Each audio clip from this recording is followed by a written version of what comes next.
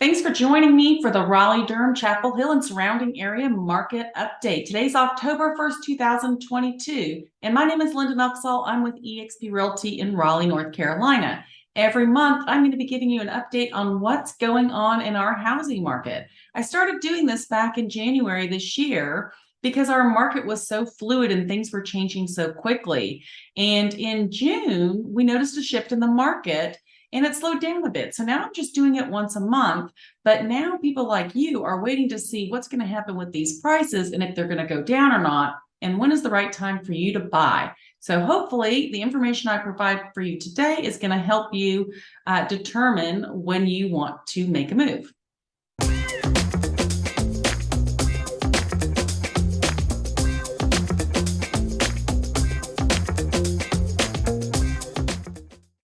So just a little background on what I'm going to be doing today. I'm going to be doing two different things. I'm going to be showing you what is actively on the market in multiple areas. We're only going to be looking at resale homes, not on new construction. And we're going to look at the price per square foot, the median price, and the days on market. And then we're going to look at what is the difference between the listing price and the sold price for the homes that have sold in the last 30 days. And you're going to see some surprises there for sure. I wish I had a crystal ball and I wish I could tell you what's going to happen. Here's what we know. We know what interest rates are today, and we know what prices are today. We know that when houses are taking 30 days, 40 days to sell, that sellers are a little bit more negotiable. So that's great for buyers who are out there looking right now. The interest rates are a little bit higher, but we expect them to actually go up a little bit more before they come down. So you may have heard the term date the rate.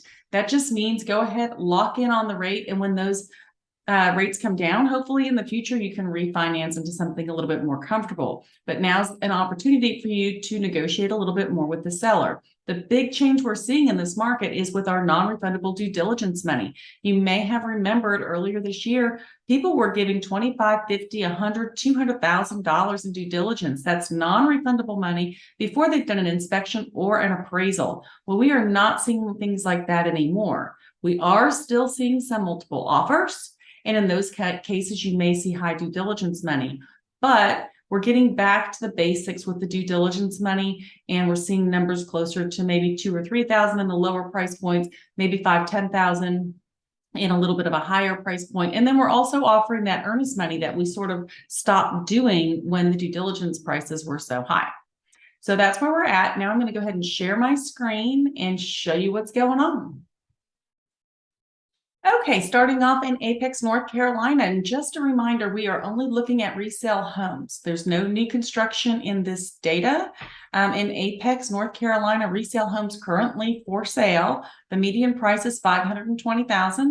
There's 151 active listings, $235 a square foot, and 33 days on the market. So now let's look at the graphs and see if that's changed. So in Apex, you can see that the median price is definitely down and has been coming down since March and April.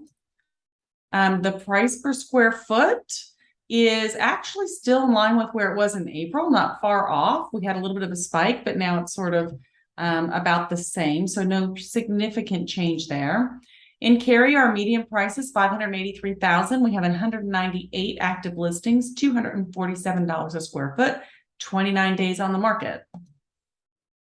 And in Cary, you can see that it's actually, our median price is completely reasonable in that 550 price point. We had that spike back before in March, and then the price per square foot, this is just really sort of hard to extrapolate. If you look way back in February, granted, there was significantly less inventory. In the last 6 months, the inventory in the areas that I'm talking about has increased threefold. So a whole lot less inventory back then. Started off at $233 a square foot, huge spike up to $265, and we're back down in the $247 right now.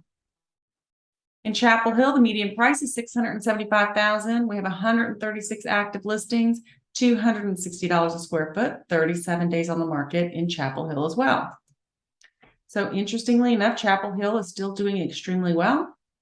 Actually up just a smidge from last month. And then in looking at the price per square foot, Again, it's very mountainous, this graph, but really it's not a significant change yet in Chapel Hill. In Clayton, the median price is $398,000. We have 208 active listings, $188 a square foot, and 39 days on market. And not any change at all as far as median price in Clayton. And the price per square foot, you can see, drastically changed in September after a slow decline starting in in July, and just had a little bit of a bump this month. In Durham, the median price is $400,000. We have 474 active listings, $220 a square foot, and 36 days on market again. And Durham's, very stable, still just trucking along. Not a whole lot of change in Durham, unless you look at the price per square foot. So you can see more of a hill here. It was $227, climbed up a little bit, and now it's just right at that $220. Fuquay, Varina, $450 is our median price. We have 150 active listings, $209 a square foot, and 30 days on the market. And very calm in Fuquay as far as the median price, and the price per square foot, is not really doing much of anything. In Garner, we're showing $415 for our median price, 79 active listings, $191 a square foot, and 43 days on market. So interestingly enough, we see the median price up a little bit in Garner from last month. But we also see that Garner has come down quite a bit in the price per square foot. So it had a couple of peaks, and now it's getting back to sort of where it was back in April. In Holly Springs, we have a median price of $566,000, 85 active listings, $233 a square foot, and 30 days on market. And Holly Springs is holding pretty steady. Actually, the price went up, and the median price went up in June, which is right around when things were starting to really slow down, and is sort of maintaining. So that's a little bit of a switch and a surprise. And same thing with our price per square foot. So back in, April, it was actually much lower, climbed up, continued to climb after things started to shift, and is holding steady. So Holly Springs doing very well in this market.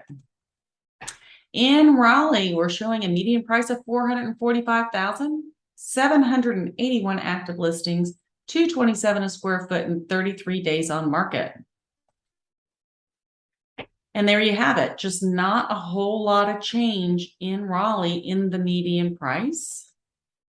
And the price per square foot, not a huge change there either quite yet. In Wake Forest, the median price is $501. We have 158 active listings, $211 a square foot, and 31 days on the market.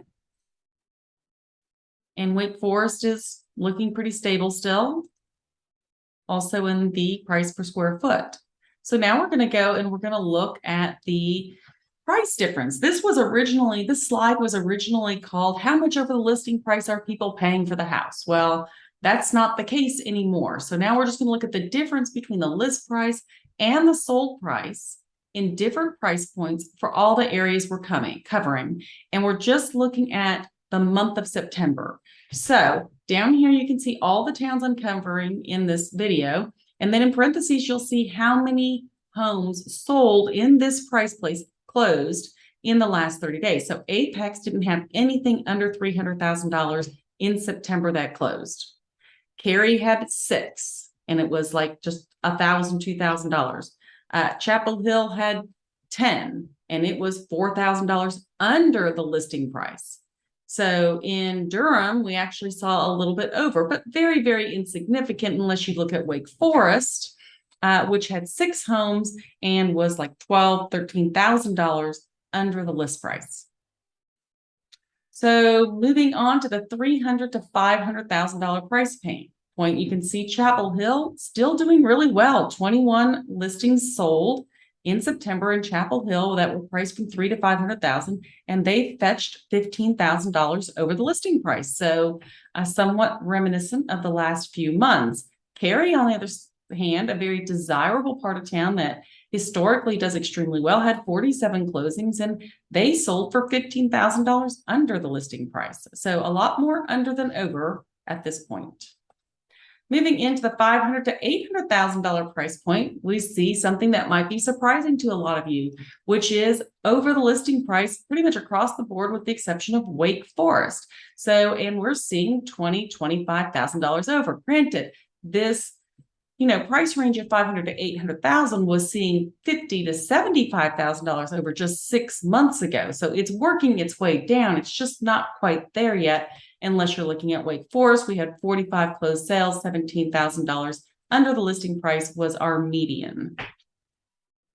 Okay, looking at the 800 to 1.2 million, not a whole lot to extrapolate out of this. Again, Wake Forest showed really low. Now, keep in mind, one of the things that we're going through right now is, as agents and sellers in particular, is how to price the house. It's not as simple as just looking at the last 3 to 6 months of comps. You have a lot of things to look at that. So you will find that some sellers are overpricing based on what was going on 6 months ago. And so then they're having to sort of correct in their negotiations. Other agents and sellers might be pricing a little low in order to get that $25,000 over listing price in a multiple offer. So the stuff that really matters the most in our market is going to be the price per square foot, the days on market. That's going to really sort of set the trend. And all of this information on these light blue screens in particular are, just for entertainment purposes more than anything else, because we just don't know how those agents are pricing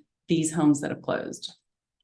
So in the over $1.2 million price, anytime you see like a number next to the town, but you don't see a number, that just means that there's really not enough data to publish what that median might be. So if it doesn't have at least 4 homes, I'm not including the data in there. If it's got a 0, that just means that that area does not sell homes in that price point or didn't in the last 30 days. Okay, so there you have it. That is the September data. Be sure to subscribe to my channel. If you're looking to buy or sell a house, please do not hesitate to reach out. That's what I'm here for, to help you in this process. I'll see you next time.